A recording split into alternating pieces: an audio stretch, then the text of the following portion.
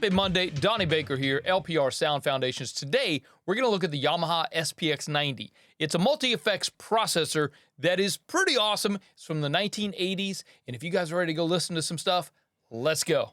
Here it is, the moment we've all been waiting for. We're going to look at the Yamaha SPX90. This is a multi-effects processor, probably in the middle 80s, like 1985, 1986, somewhere around there. It is one of the coolest pieces of gear in my rack, I think, in both my studios, in my bigger studio and my mixing studio. Here I found one on Reverb.com for $349 plus $39.99 for shipping. I've seen them cheaper. This one looks like it's in pretty good shape. Got a little rack rash on it. But dude, I mean, honestly, I think I paid $150 for mine, or $200 at the most. I do own a couple of them. They are one of the coolest reverbs. I have yet to find a plug-in version of this sound, man. There's just something about it that just, I don't know. It just feels good. You know what I'm saying? Let's look at some of the controls, man. We have, of course, there's a power switch, but we got an input level, so you can adjust how much is coming in. There's an input level meter, so you can see how much is coming in. You can see when it peaks, it turns red. It's just a quick LED. This is the memory number. Now, you can store your own, but the memories are the memories that are in there are factory set. You can change them and store them as your own. It shows you what type and amount, what you're doing and everything. Like this one on the screen, there's a reverb. It's a Hall. The reverb time is 2.6. This is the parameter adjustment. So if you wanted to add a little time to your reverb time, this is where you would do that. This is where you can store presets and recall presets. You can store things, name them, stuff right here on this knob. Utility and bypass. This is you can actually put a foot trigger on it, and it'll remember where you've been and where you're going. Like if you want to switch between two, you can put a foot trigger or whatever. A bypass button, you just bypass. You can also bypass it with a foot trigger if you need to. Like if you're playing live, that's probably what that's for. On the back, now this is what kind of makes the SPX90 sort of unique, is that it's a mono input. So you've only got one input, but then it's a stereo output. This makes it easy for running stereo effects on, say, a guitar or vocal or whatever. But at the same time, if you were thinking you could use this for like a compressor on a master bus, it wouldn't really work unless you had two of them, because it's a mono input. So it also has MIDI, so you can trigger this from MIDI. You can set up MIDI presets on like if you're a keyboard player and you want to go to another patch and you want to change the preset on the Yamaha SPX90 at the same time you change the patch on your keyboard. Of course, you can set all that up. This is how I'm routing all of the samples that we're going to play today. This is how they're routing. I have the source, which I'm sending out an auxiliary send on my console, which is patched into the input of the SPX90. And then, of course, a stereo output comes out of the SPX90 back onto a return channel on my console. So the source and the return channel are going to the master bus, and then the master bus is what we're going to hear. Okay, so I just wanted to clarify the routing of this and how I'm doing. All of the routing today is exactly the same. I didn't insert this on anything. I am sending through an auxiliary bus. Hey, we'll get back to the episode in just a minute. I wanted to let you know that I've updated the studio growth formula for 2024. Just go to learnprorecording.com/studio growth formula. Download this quick PDF. This is a 7-step checklist that can help you build, grow, and scale your audio engineering, music production, studio business into something that could possibly take over your day job. So go get it. It's at learnprorecording.com/studio growth formula. We'll see you on the other side. Now let's get back to the episode. Okay, let's go listen to some samples, shall we?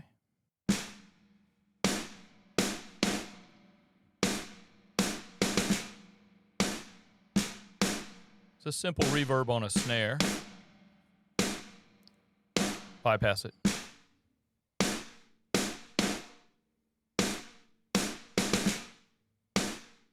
Put it back in.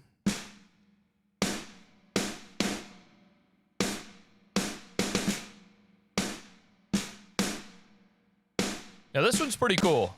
This is a reverse verb with a gate. This is probably one of the most famous sounds of an SPX90. I know you guys have heard this in 1980s, so let's bypass it real quick. That's just the snare with nothing on it. Put it back in.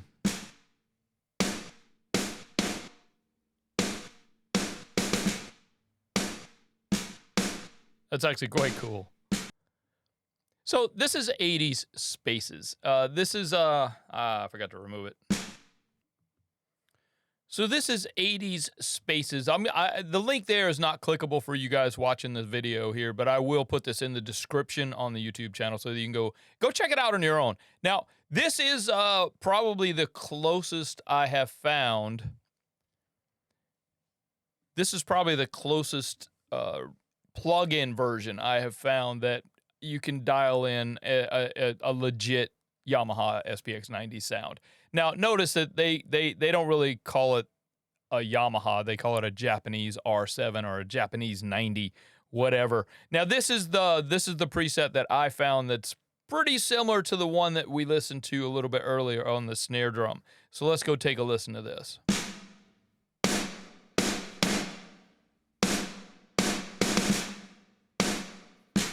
You can see the settings there. The Hall, 604 milliseconds of delay, 20 milliseconds of pre-delay. Let's bypass it.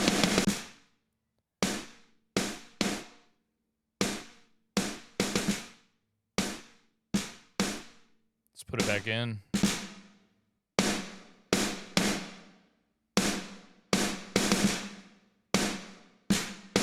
Like I said, man, this is one of the coolest plugins I have found that will represent the sound of the 80s. And it's pretty cool.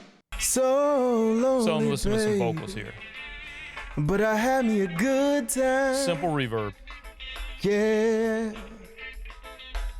Since you've been gone. Bypass it. So lonely, baby. But I had me a good time. Yeah. Let's put it back in. So lonely, baby. Smooth, but I had man. me a good time. Tell you what. Yeah. Since one of my favorites. So next, we have a chorus on the vocals. Baby. But I had me a good time. Yeah. You can see the settings there. Memory 12. Just go there. All I have is a good time. Bypass it. So lonely, baby. But I had me a good time. Yeah. Put it back in. So lonely, baby. But I had me a good time. Yeah, there are plugins that do this, but yeah. You know, this is an SPX90. What do you want? Since you've been gone. It's fun. So lonely, baby. Add that pitch shift in there, man. But I had me a good time. Yeah. Since you've been gone. Bypass that. So lonely, baby. But I had me a good time. Put it back in. Yeah. So lonely, baby. Now this is just mixed in on another channel, so that's how this works. Time. You could, I got it a little bit loud so you can hear it, but I wouldn't make it that loud in the mix. But since you've been gone, it's pretty cool. A bass with a flanger on it. You can see the preset there, the Memory 9. I think that's just that's the factory Memory 9. Bypass that.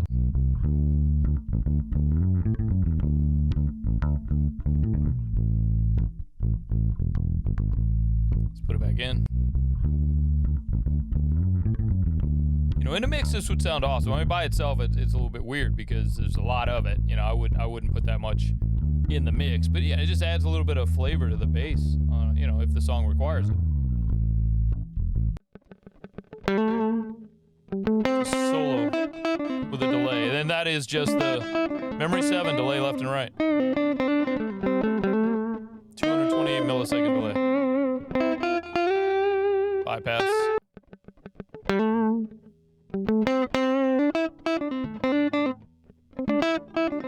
That's just a clean guitar with nothing on it. Coming straight off the amp. Put it back in.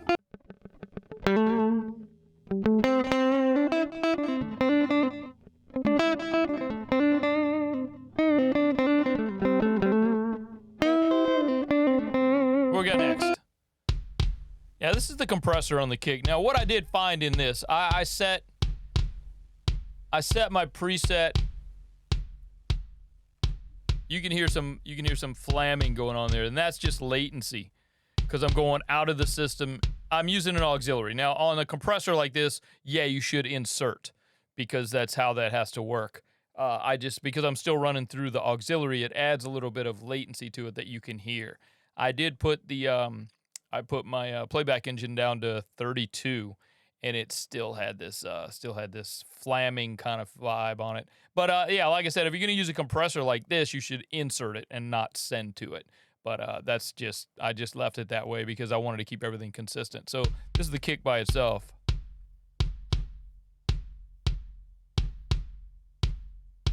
And then the compressor back on it. It's funny, it's like not all the hits are late, just a couple of them. It's kind of funny. But hey, hopefully you guys got something out of this, and it's just a lot of fun. Play with it. If you get one of these, man, play with it. It's just a lot of fun. I think you'll enjoy it. So that was the Yamaha SPX90 multi-effects processor. Hopefully you guys are getting some great ideas about how you can use these things in your productions, in your mixing, in your studio. So go look around your local eBay, your local Craigslist, and see if there's something out there for you, man. Go look at Facebook Marketplace. There might be one floating around. Who knows? Your neighbor might be getting rid of one at a garage sale. Wouldn't that be cool? Hey, I wanted to remind you to grab the Studio Growth Formula. It's been updated for 2024. In case you haven't gotten it, it's awesome. It's a 7-step checklist that can help you start, build, and grow your business as an audio engineer, music producer, studio owner. And hashtag quit your day job, man. That's the goal for 2024. We do something that we love for our work, and it makes our money, and we don't have to go to the 9-to-5 grind no more. Imagine that, man. No commute. Woo, wouldn't that be fun? You wake up in your pajamas, you go to the basement, you go to the spare bedroom, and you start doing your work. That's what I'm talking about. That's exactly how things should work in my life. So go grab it. It's a Studio Growth Formula. Go to learnprorecording.com/Studio Growth Formula. Again, for everybody listening on the podcast, it is learnprorecording.com/Studio Growth Formula. I am going to get up out of here. I'm going to go play with my SPX90. Next week we're going to be talking about the Boss EH50. Now, this thing does some really cool stuff in a way that it's a little bit weird, but it's going to work. I can't wait to share this with you because it's a lot of fun. If you're a fan of Dave Pensato, that's kind of, he's the guy who uses this thing a lot. So just trust me, it's going to be fun. We're going to have a good time on that one. So I'm going to get up out of here. Have a great week, everybody. We'll see you next week on the podcast, and I'll see you on the blog post on Wednesday. My name is Donnie B, and I am out of here. Peace.